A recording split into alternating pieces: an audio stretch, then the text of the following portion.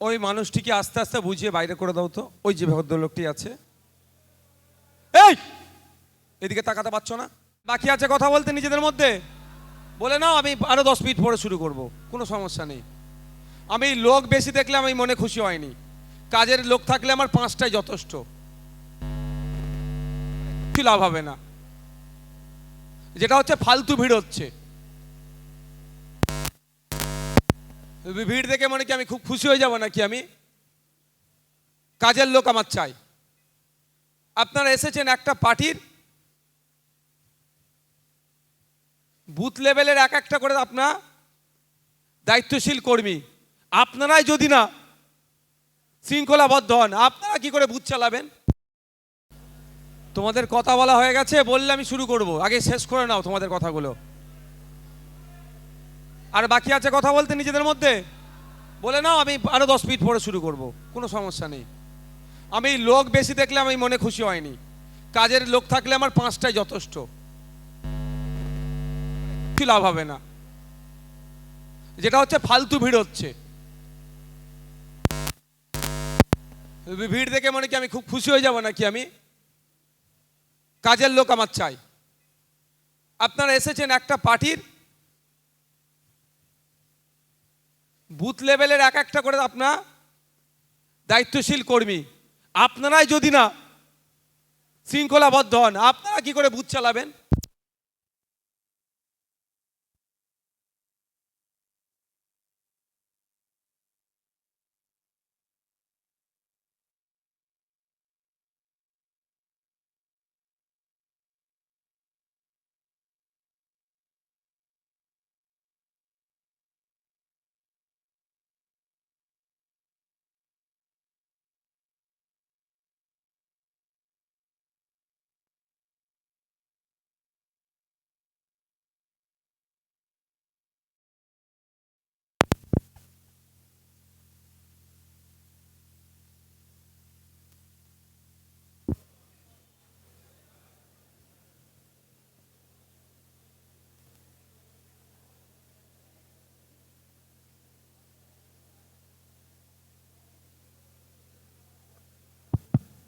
ওই মানুষটিকে আস্তে আস্তে বুঝিয়ে বাইরে করে দাও তো। ওই যে ভদ্রলোকটি আছে, এই এদিকে তাকাতে পারছো না?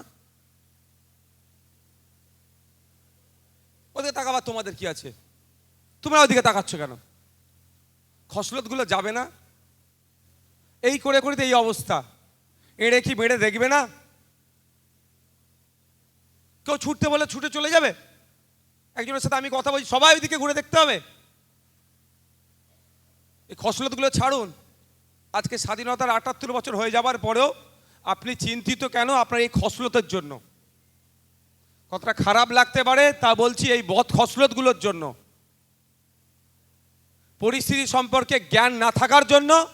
স্বাধীনতার ৭৮ বছর পার হয়ে যাবার পরেও আপনাকে কুকুর বিড়ালের মতো আচরণ আপনার সাথে হচ্ছে, কুকুর বিড়ালের থেকেও খারাপ আচরণ আপনাদের সাথে হচ্ছে।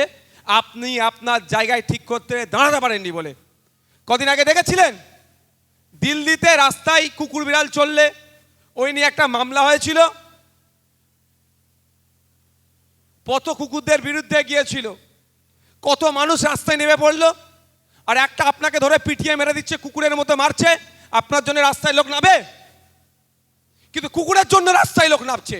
একটু ভাবুন আপনারা, যে কুকুরের জন্য রাস্তায় লোক নামছে, তাহলে আমার জন্য কেন রাস্তায় লোক নামছে না? একটু ভাবুন, নিজের ভাবার চিন্তা করুন। তাহলে কি আমি কুকুরের থেকেও খারাপ হয়ে গেলাম? আচরণটা তাহলে মনে হয় কোন লেভেলে আমার পৌঁছেছে। একটা প্রোগ্রামে এসছেন আপনারা, বুথের একটা করে দায়িত্বশীল মানুষ, তা আপনাদের এখান থেকে যাবেন, একটা বুথে 1000 মতো ভোটার থাকে, সেই 1000 ভোটারকে আপনি কনভিন্স করবেন, আপনার দিকে আনবেন। স্বপ্ন দেখছি আমরা আগামী দিনে পঞ্চায়েত চালাবো, বিধানসভা চালাবো, রাজ্য চালাবো। যদি আমাদের মধ্যে শৃঙ্খলা না আসে, ওরা চোর, তাহলে আমরা তো ডাকাত হব। কবে শিখবো আমরা? এটা নিজেদেরকে আগে পরিবর্তন হতে হবে আমাদেরকে, তারপরে অন্যজনের কথা আমরা বলবো। মাঝবাজারের মতো আপনারা দেখছি কথা বলছিলেন, অন্যজনকে আপনি চুপ করতে বলছেন, আপনিও চিৎকার করে বলছেন তাকে চুপ করতে। হাতিছাড়া গরু তো বলা যেতে পারে। এগুলো কবে পরিবর্তন হবে ভাই? এগুলো না পরিবর্তন হলে বাংলার পরিবর্তন হোক কিচ্ছু লাভ হবে না। আপনাকে আমাকে আগে পরিবর্তন হতে হবে। আমি যদি না পরিবর্তন হতে পারি, সামনেওয়ালার কাছ থেকে আমার আশা করাটা ভুল হবে। এটা মাথায় থাকে জানো। আর আমি ভিড় দেখে কোনোদিন এত লোক হয়েছে ও নিয়ে আমি কোনোদিন ভাবি না। 5টা লোক থাকবে, 5টা যেন সলিড থাকে, 5টা যেন কাজের লোক থাকে। দল ভারী করে কিচ্ছু লাভ হবে না। কি লাভ হচ্ছে দল ভারী করে? লাভ হচ্ছে কিছু? লস হচ্ছে। সলিড লোক থাকবে, কাজের লোক থাকবে, সমাজের কথা ভাববে, মানুষের কথা ভাববে, সেই রকম লোকের প্রয়োজন আছে। সেখানে 5টা থাকলেই 5টা দিয়ে বিপ্লব করা যাবে। আর 50,000 যদি এই উচ্ছৃঙ্খলিত আমরা থাকি, বিশৃঙ্খলিত থাকি, কিচ্ছু লাভ হবে না। আর 5টা যদি শৃঙ্খলাবদ্ধ থাকি, ওই 5 জনেই কিন্তু বিশ্ব জয় করতে পারবে। আপনারা দেখতে পাচ্ছেন না বিধানসভাতে 293টা একদিকে আর ভাঙড়ের বিধায়ক আলাদা দিকে। তো ভাঙড়ের বিধায়ককে আটকানোর জন্য পুরো সিস্টেম উঠে পড়ে লেগেছে। কেন? সিস্টেমের মধ্যে আছে বলেই তো, সংবিধানের গণ্ডির মধ্যে আছে বলেই তো। মিথ্যা করে মামলা দিয়ে আটকাতে পারছে না তো। লড়াই তো এগিয়ে যাচ্ছে, সারা রাজ্যেই তো ছড়িয়ে পড়ছে। কিসের জন্য? তার অন্যতম একটা কারণ হচ্ছে শৃঙ্খলার মধ্যে আছে বলে, সংযত হয়ে আছে বলে, সংবিধানের গণ্ডির মধ্যে আছে বলে এখনো টিকে আছে। তা আপনাদেরকে ওই রকম হতে হবে তো। আপনারা আপনাদের অঞ্চলের কথা ভাবুন, আপনার বিধানসভার কথা ভাবুন, আপনার বুথের কথা ভাবুন, যে কিভাবে থাকলে মানুষ আমাকে সাপোর্ট দেবে। সরকার, বিরোধী দল, শাসক দল আমার এগেনস্টে চলে গিয়েছে, আমাকে কিছু করতে পারছে? হ্যাঁ, মামলা দিচ্ছে, কিন্তু আমার বলার কণ্ঠকে আটকাতে পারছে? কেন পারছে না? অগণিত হাজার হাজার মানুষ আমার পাশে দাঁড়িয়েছে বলে। এর আমার সাহস তো। তো আপনি আপনার বুথের লিডার, একজন অঞ্চলের লিডার, একজন বিধানসভার লিডার। তো আপনি আপনার কর্মকাণ্ড, কথাবার্তা, চাল চলন দিয়ে নিজেকে এমন গড়ে তুলবেন, পঞ্চায়েত লেভেল হোক, অঞ্চল লেভেল হোক, বিধানসভা লেভেল হোক, আপনার পাশে হাজার হাজার মানুষ আপনাকে ঘিরে রাখবে। আপনি নিজেই শৃঙ্খলাবদ্ধ যদি না হতে পারেন, অন্য কাকে জ্ঞান দেবেন ভাই? মাঝ বাজার পেয়েছেন এটা? কাউকে খারাপ লাগলে আমার ভাই যায় আসে না। পেটের জ্বালাই ভাই রাজনীতিতে আসেনি, বরঞ্চ রাজনীতিতে এসে আমার ক্ষতি হচ্ছে, লাভ হচ্ছে না। 2021 সালে নির্বাচনে যখন কন্টেস্ট করতে গিয়েছিলাম, এফিডেভিট দিতে হয়। সেই এফিডেভিটে কত কেস আছে সেটা উল্লেখ করতে হয়। সেই সময় আমার নীল ছিল। আর 2026-এ যদি পার্টি আমাকে দাঁড় করায়, নিশ্চিতভাবে সেখানে কম করে 20টা কেসের লিখতে হবে। তার মানে আমি রাজনীতিতে এসে কি হয়েছে, 20খানা কেস খেয়েছি। আমার মতো আপনারা আমার ভাইরা অনেক আছে কেস খেয়েছে, জেল খেটেছে। তাহলে যখন আমরা কেস খাচ্ছি, জেল খাচ্ছি, তাহলে এটাকে আমাকে সিরিয়াস করতে হবে না? কাজটাকে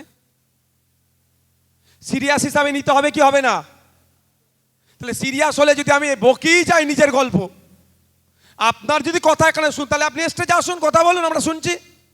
তাহলে স্টেজ থেকে যারা বক্তব্য দিচ্ছে তাদের কথাটা আপনাকে শুনতে হবে না? মগজে ঢুকাতে হবে না?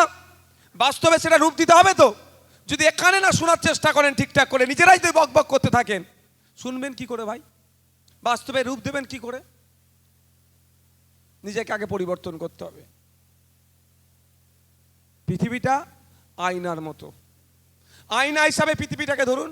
আপনি কালো যদি দেখেন কালো পাবেন, লাল দেখলে লাল পাবেন, সাদা দেখালে সাদা পাবেন।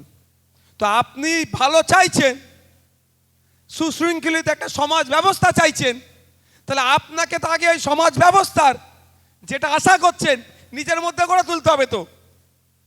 আপনি সুষ্ঠু সমাজ ব্যবস্থা চাইছেন, দুর্নীতিমুক্ত সমাজ ব্যবস্থা চাইছেন, চোরমুক্ত সমাজ ব্যবস্থা চাইছেন, মানুষের অধিকার যাতে সুনিশ্চিত হয় সেই সমাজ ব্যবস্থা চাইছেন, তাহলে আপনাকে আমাকে তো আগে ওই রকম হয়ে উঠতে হবে। তাহলে তো সামনেওয়ালা মানুষের কাছ থেকে আশা করব।